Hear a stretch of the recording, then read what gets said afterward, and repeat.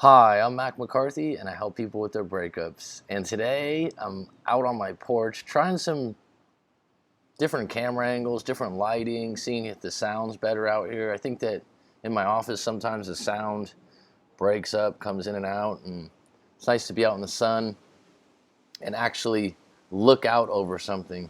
My eyes have been bothering me a lot lately. So let's get right into the story. And part of this story he mentions she gave me the I think we need to take a break speech, and I think we've all kind of been through the take a break speech.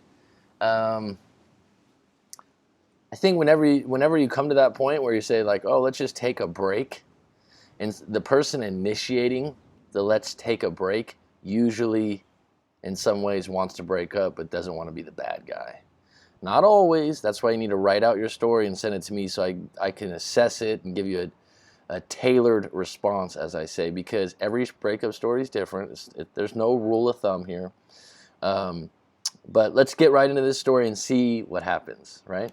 So I dated this girl for a little over a year and a half. We had been close friends since high school. We lived together for close to a year of the relationship. This is good background. You probably went to my website and read how to write this out so I can get some clarity on where you're at. You've told me when you started the relationship and how long you've been together and the fact that you've actually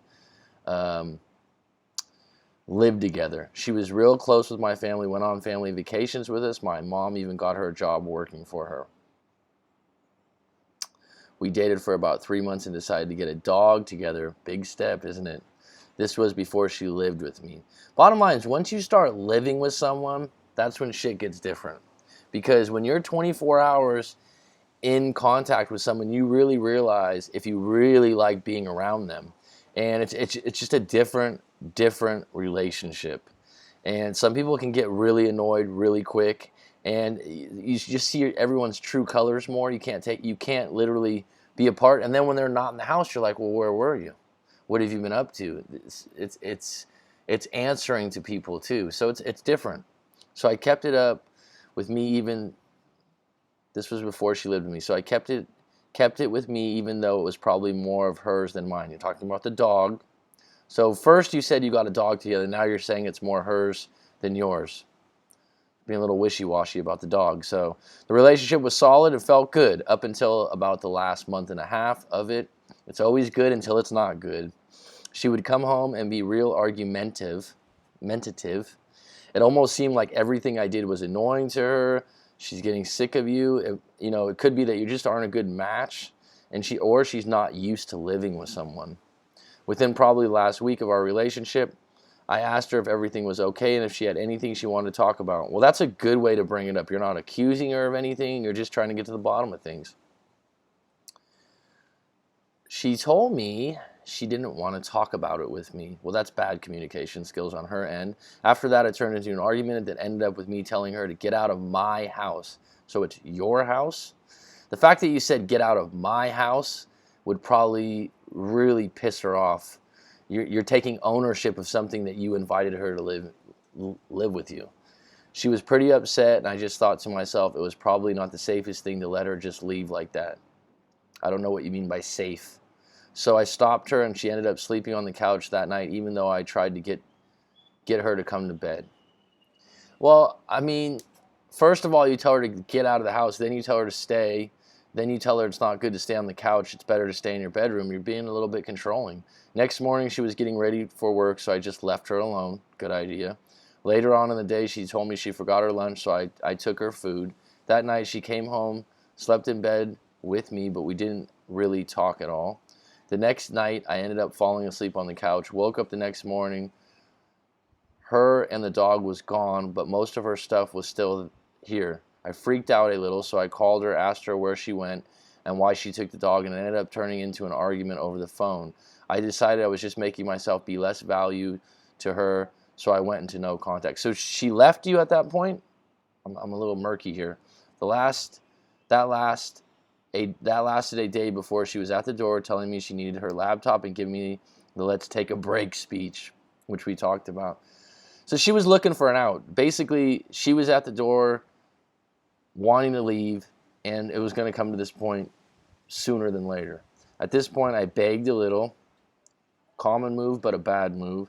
That initial 24 hours got to me. It always does. And you're the one that got rejected. After she left, I thought long and hard about what to say to her and came up with an idea to write her a handwritten letter. Yeah, this is all over the internet. The handwritten letter, or anytime you write a letter, you think it's for that person, but it's actually for you because you want to get everything out. And writing something out crystallizes it. You can't go back on that. You could take your time with it.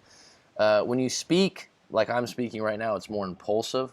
You can say something that can be misconstrued, or you can say something that you didn't really want to say. So writing a letter is a good thing in the sense that you're getting, just like you wrote this story out, you're getting a concise, time-consuming, focused idea of what you want to say.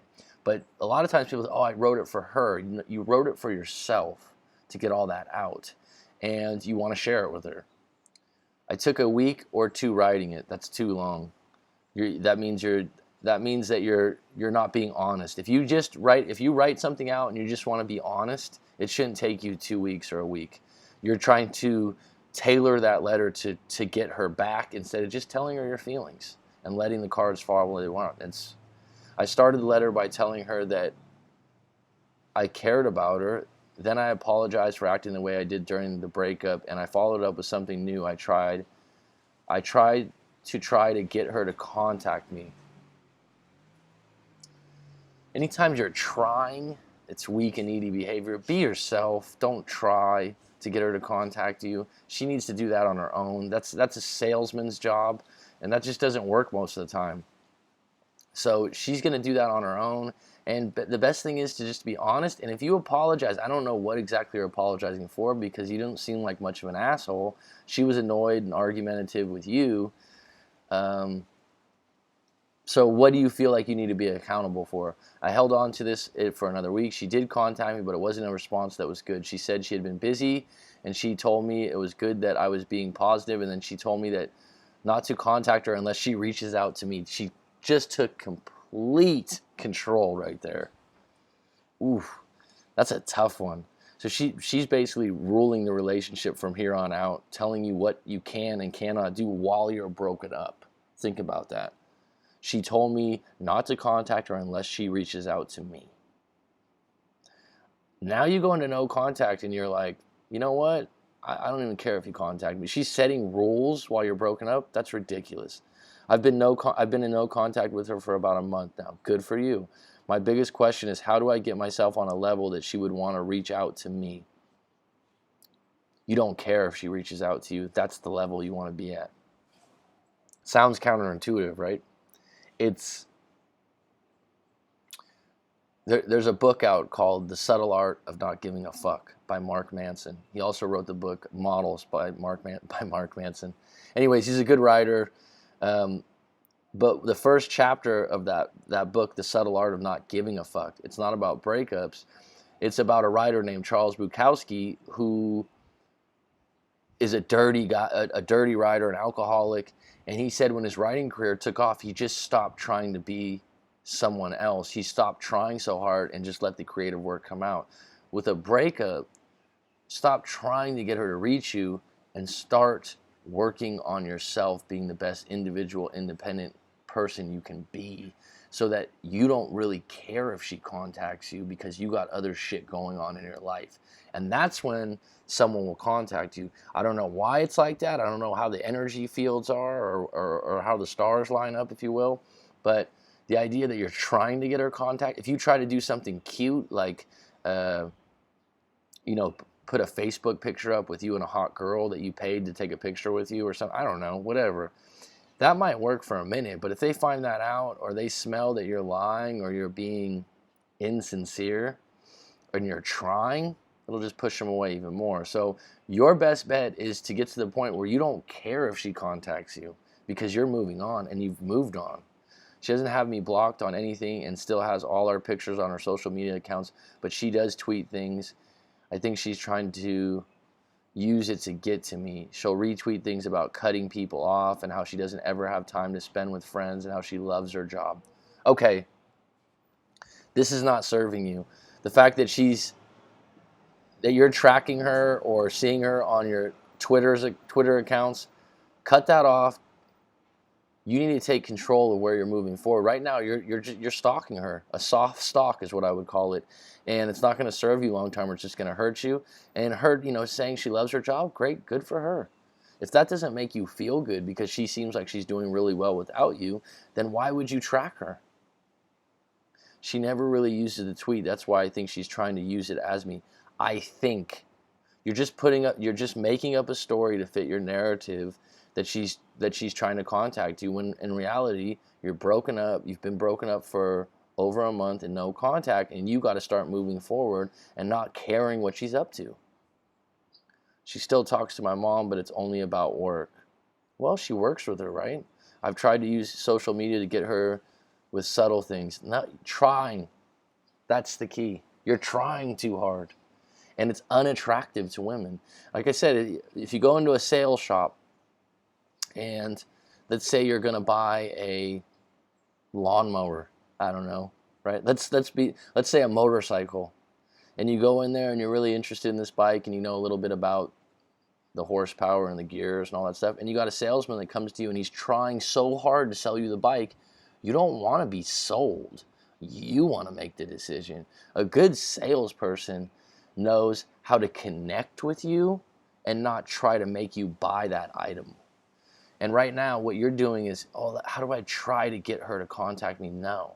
The best way is you're moving forward and she finds out on her own, wait a minute, this guy's moving forward, he's got some value, he doesn't need me.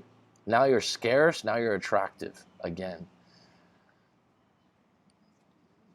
So I've tried using social media to get her with subtle things like pictures with my buddies. Isn't that funny? A motorcycle goes by right after I make that comment. It's weird. Serendipity. So I've tried using social media to get her with subtle things like pictures with my buddies and play golf. No. Are you trying to make her jealous that you're having a good time with your friends playing golf? It's not going to work. It just seems, and if you do get back someone like that, it's just an extremely insecure individual, and it's not going to last. It just seems like I can't get through to her because you're trying to get through to her. Get through to yourself and go, wait a minute, let me just go play golf with my buddies for me. Let me just go have fun with my friends and be grateful and have some gratitude for that moment in itself. Not that I'm like, oh, attached to that. Maybe I can get her attention. It's not attractive. How do I get to breaking no contact? How do I get her to value me more so that I can get her back? The second question is the real question and is the good question. How do I get her to break no contact? You don't get her to break no contact. She does that on her own. And when she does, and if she does, it'll be her decision based on her believing that you've actually moved forward and you're an independent, confident individual. Confidence is the most attractive thing, and the way you get confidence is you're independent. You don't need someone to contact you, right? How do I get her to value me more so that I could get her back? Be scarce. Be unavailable. Don't have her on any of her social media. Go out and play golf with your buddies and don't care about her finding out. You got to get to a point where you're moving forward and you no longer are pursuing her. If she wants to, if she's going to find value, and again, she needs to pursue you. She needs to think that the relationship's over and that you're doing really well on your own and you don't need her. And how do you get to that point? Well, first, no contact, including social media. Next, do some exercise, take care of yourself. I mean, I always say exercise because it makes you feel good and it makes you look good. And find some kind of a compelling thing in the future that you can focus on outside of this relationship, whether that's a goal to graduate college, whether that's a goal to move to South America for a year and backpack. I don't know. Something really compelling and cool that you can look forward and you can work on right now that's outside of this relationship so you're not so focused on getting her back. Because let's be honest, this relationship wouldn't have ended if there wasn't some problems and you're not even clear on what those were, and she's clearly moving forward, and that's where you need to be. So I hope that helped you. And when you send me these messages, when you send me these stories, I'm not going to give you a quick cure because I get a lot of the same questions similar to this. I'm just telling you how it is in a non-biased, objective way and from what you've told me. And in this particular case, you need to start moving forward. You're still tracking this woman a month and a half, and it's just not going to serve you. It's just going to make you feel worse. So anyone else out there, please visit writemac.com if you have a breakup story you'd like to share and get my take. Otherwise, have a good one.